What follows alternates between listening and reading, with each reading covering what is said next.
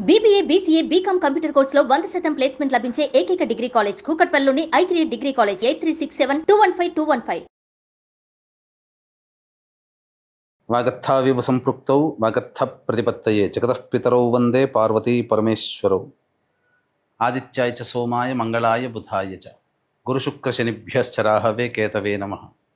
శృంగేరి జగద్గురు పీఠాధిపతులకి కంచి పీఠాధిపతులకి నమస్కారములు తెలియజేసుకుంటూ కార్యక్రమాన్ని ప్రారంభిద్దాం. ఈ జూన్ 16వ తారీఖు నుంచి 30వ తారీఖు వరకు ద్వాదశ రాశులలో జన్మించినటువంటి వారికి ఏ విధంగా ఉండబోతుందో తెలుసుకునే ప్రయత్నం చేద్దాం. ముందుగా వీక్షించేటువంటి ప్రేక్షకులకి ఒక చిన్న మనవి. చాలామంది ఎంతో గొప్పగా ఆదరిస్తూ వస్తున్నారు ఈ యొక్క రాశుల ఫలితాలకు సంబంధించి. ప్రతి 15 రోజులకు ఒకసారి చేస్తూ ఉన్నాం. అయితే కొంతమంది ఈ చెప్పినటువంటి ఫలితాలు మాకు వ్యతిరేకంగా జరుగుతున్నాయి అనేటువంటి యొక్క అంశము, ఎందుకు మాకు జరుగుతున్నాయి అనేటువంటిది కూడా బాధను వ్యక్తం చేస్తున్నారు. అయితే గమనించినటువంటి అంశం ఏంటంటే చాలామంది కన్ఫ్యూజన్ అనేటువంటిది అవుతున్నారు అనేటువంటిది. అంటే వాళ్ళకి పుట్టినప్పుడు జన్మ నక్షత్రం ఒకటి ఉంటుంది, కానీ ఆ నక్షత్రాన్ని బట్టి రాశి ఉంటుంది. ఆ రాశిని మీరు పరిగణనలోకి తీసుకోకుండా మీ యొక్క నామ నక్షత్రానికి మాత్రమే ఉన్నటువంటి రాశిని పరిగణనలోకి తీసుకుంటున్నారు. ఉదాహరణకి కోదండరాం అనేటువంటి పేరుంది. అది ఆ కోదండరాం అనేటువంటి యొక్క రాశి జన్మతః ఉన్నటువంటిది కుంభరాశి అని అనుకుందాం. కానీ కోదండరాం అనే పేరుంది కాబట్టి కేకో హాహి పునర్వసు కాబట్టి మిథున రాశి ఫలితాలని చూసుకుంటున్నారు. జన్మించిన రాశి ఏమో కుంభరాశి అయినప్పుడు నామనక్షత్రం ప్రకారం చూసుకునేటువంటి యొక్క మిథున రాశి ఫలితాలు ఎలా సరిపోతాయి? అది ఒక తప్పు జరుగుతుంది. తెలియనటువంటి రెండవ తప్పు ఏంటంటే చాలామంది ఈ వెస్ట్రన్ ఆస్ట్రాలజీని ఎక్కువగా ఫాలో అవుతున్నారు. చాలా చోట్ల రాశి ఫలితాల్లో మీకు ఏం చెప్పబడి ఉంటుంది? ఉదాహరణకి జూలై 24 నుంచి ఆగస్టు 23 వరకు సింహరాశి అని చెప్పబడి ఉంటుంది. అంటే ఆ మధ్యలో పుట్టినటువంటి వాళ్ళందరూ కూడా సింహరాశి చూసుకోవాలి అని చెప్పి ఆ జొడాయిక్ సైన్ ప్రకారం వాళ్ళు, అదంటే సన్ జొడాయిక్ సైన్ ప్రకారం. మనది రాశి అనేటువంటిది చంద్రుని బట్టి ఉంటుంది. అది మీరు రవిని బట్టి ఉండేటువంటి, రవి ఆ సమయంలో సింహరాశిలో ఉంటాడు కాబట్టి అది రవిని బేస్ చేసుకొని చెప్పేటువంటిది. ఇక్కడ మనం చెప్పుకునేటువంటిది చంద్రుని బేస్ చేసుకునేటువంటిది కాబట్టి మీ యొక్క జన్మ నక్షత్రం ఏదైతే ఉంటుందో ఆ రాశి చూసుకోవాలి. ఆ ఒక నెలలో పుట్టిన వాళ్ళందరూ కూడా సింహరాశి అని అంటే అది అవాస్తవం కదా. కాబట్టి తెలిసి తెలియక అదొకటి ఈ విధంగా చేస్తున్నారు. ఎవరికి తెలియని వాళ్ళకి నామనక్షత్రమే అది చూసుకోవాలి. అందులో కూడా చాలామంది ఇప్పుడు శ్రీనివాస్ అంటే కుంభరాశి చూసుకుంటున్నారు, కానీ చూసుకోవాల్సింది తులారాశి, ఇలా అన్నమాట. కాబట్టి ఈ తేడాని, ఈ మార్పుల్ని మీరు గమనించుకొని అసలు సిసలైనటువంటి మీ రాశి ఏందో దాని ప్రకారం మీ జన్మ పత్రిక ప్రకారం ఉన్నటువంటి రాశిని చూసుకుంటే అప్పుడు మీకు ఫలితాలు కరెక్ట్గా 90% వరకు మీకు మ్యాచ్ అవుతాయి. మనం చెప్పుకునేటువంటిది దినచర్యలలో భాగంగా రోజువారీ కార్యక్రమంలో ఏ రోజు ఆదాయం ఖర్చు ఎలా ఉంటుంది, ఏ రోజు మానసిక పరిస్థితి మంచిగా లేదా ఆందోళనగా ఉంటుంది అనే విషయాల్ని మనం క్లుప్తంగా తెలియచేసుకుంటున్నాం. కాబట్టి ఇవి విషయాలు పరిగణలోకి తీసుకొని మన ఈ చెప్పబడేటువంటి రాశి ఫలితాలు మీరు ఆపాదించుకున్నట్లయితే 90% వరకు మీకు అవి సరిపోతాయి దినచర్యలో రోజువారీ కార్యక్రమంలో. ఇక మనం వివరాల్లోకి వెళ్ళినట్లయితే 16వ తారీఖు నుంచి 30వ తారీఖు వరకు ఉన్నటువంటి గ్రహ సంచారం తెలుసుకుందాం. మీనరాశిలో శని సంచారం, అలాగే మేషరాశిలో శుక్రుడు మరియు రవి బుధ గురు యొక్క గ్రహ సంచారము మిథున రాశిలోకి, అలాగే 23వ తారీఖు నుంచి బుధుడు కర్కాటక రాశిలో ప్రవేశం చేస్తారు. అలాగే కుజుడు కేతు సింహరాశిలో మరియు రాహువు కుంభరాశిలో సంచారం జరుగుతుంది.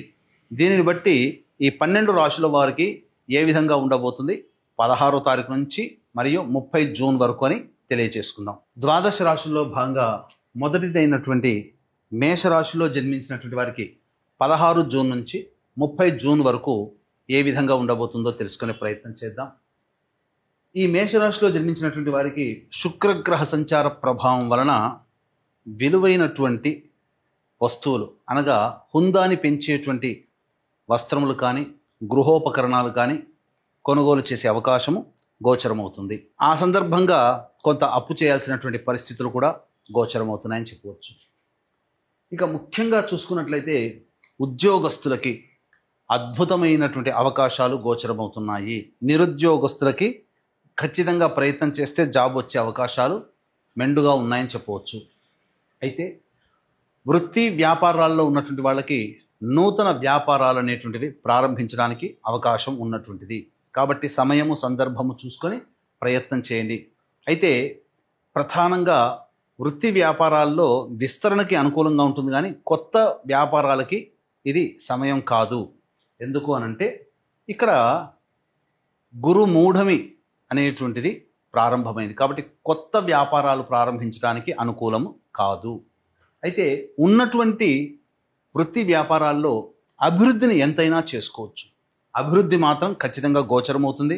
అలాగే ఈ సంబంధించినటువంటి ప్రభుత్వ పరముగా లావాదేవీలు జరిపేటువంటి వ్యాపారస్తులకి ప్రభుత్వ పరంగా రావాల్సినటువంటి రాని బాకీలు కానీ బిల్స్ శాంక్షన్ అవ్వడం కానీ జరుగుతాయి. ప్రభుత్వం నుంచి ఒక లబ్ధిని పొందుతారు.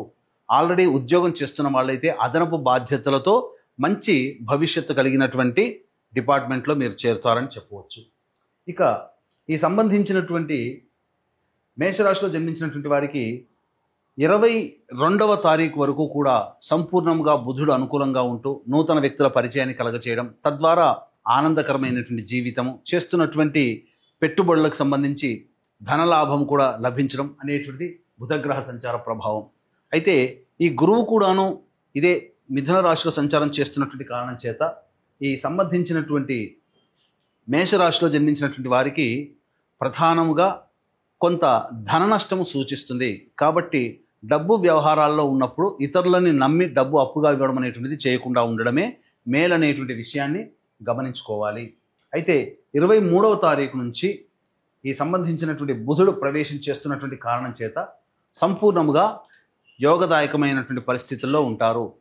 ఇక గమనించుకున్నట్లయితే ఈ సంబంధించినటువంటి కుజ సంచార ప్రభావము, కేతుగ్రహ సంచార ప్రభావం మేషరాశి వారికి అనుకోని కష్టాలు తీసుకొని వచ్చే అవకాశం ఉంటుంది. ఆలోచన చేసినటువంటి పనులన్నీ కూడాను నత్తనడకన సాగుతాయి. మీరు అనుకున్నది ఒకటిదే, జరిగేది ఒకటిగా ఈ కుజ కేతుగ్రహ ప్రభావం వలన గోచరమవుతుంది.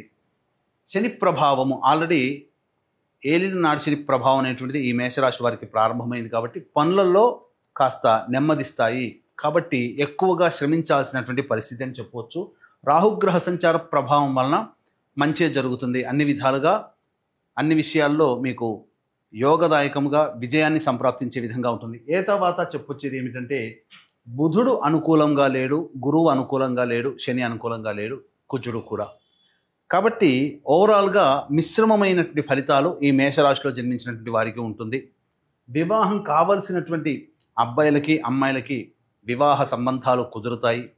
అలాగే సంతానం కోసం ఎదురు చూసేటువంటి వాళ్ళకి చక్కటి శుభవార్త వింటారు. విద్యార్థులైతే కష్టపడితే తప్ప ఫలితాలు పొందలేనటువంటి పరిస్థితి, కాబట్టి జాగ్రత్తలు పాటించండి. దైవానుగ్రహాన్ని పొందే ప్రయత్నం చేయండి. అన్ని విధాలుగా మీకు అనుకూలంగా ఉంటుంది. ఇక గమనించుకున్నట్లయితే ఈ యొక్క మేషరాశిలో జన్మించినటువంటి వారికి ప్రధానంగా దైవ అనుగ్రహం అనేటువంటిది తప్పనిసరి. కాబట్టి ఈ 16 నుంచి 30వ తారీఖు వరకు రోజువారీ కార్యక్రమాల్లో ఏ విధంగా ఉండబోతుందో తెలుసుకునే ప్రయత్నం చేద్దాం. వీక్షించేటువంటి ప్రేక్షకులకి కూడా గమనిక, ఈ యొక్క జూన్ 21వ తారీఖు రోజున ఏకాదశి అశ్విని నక్షత్రంతో కూడుకున్నటువంటి పుణ్యతిథి. ఈ రోజున జాతకరీత్యా కలుగు విద్య, వివాహ, ఉద్యోగ, దాంపత్య, అనారోగ్య సమస్యల నివారణ కోసమై మరియు మేష, మిథున, కర్కాటక, సింహ, కన్యత్తుల, వృశ్చిక, ధనస్సు, కుంభ, మీన రాశిలో జన్మించినటువంటి వారికి శని దోష పరిహారార్థమై సర్వదోష నివారణ పూజలు, హోమాలు జరిపించి శక్తిపాతము చేయబడినటువంటి శంకరుంగలి మాలని మీకు ఇవ్వడం జరుగుతుంది. ఈ మాలని ధరించడం ద్వారా పాజిటివ్ ఎనర్జీ వస్తుంది, ప్రశాంతత కలుగుతుంది, సమస్యలు తీరుతాయి. ఇక రోజువారీ కార్యక్రమంలో భాగంగా 16వ తారీఖు రోజున చేస్తున్నటువంటి 16, 17, 18 ఈ 3 రోజుల్లో చేస్తున్నటువంటి కార్యక్రమాల వలన మీకు అభివృద్ధి కలుగుతుంది, ధనప్రాప్తి గోచరం అవుతుంది. అలాగే రాని బాకీలు వసూలవుతాయి. అన్ని వృత్తి, ఉద్యోగ, వ్యాపారాల్లో ఉన్నటువంటి వాళ్ళకి శుభ సూచకంగా చెప్పబడి ఉంది. ఇక 19, 20వ తారీఖులో కనుక చూసుకున్నట్లయితే అనుకోని ప్రయాణాలు గోచరమవుతున్నాయి.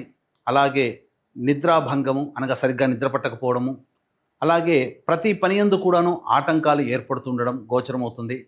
ప్రశాంతత లేని జీవితాన్ని ఈ 19-20 తారీఖులో పొందుతారు.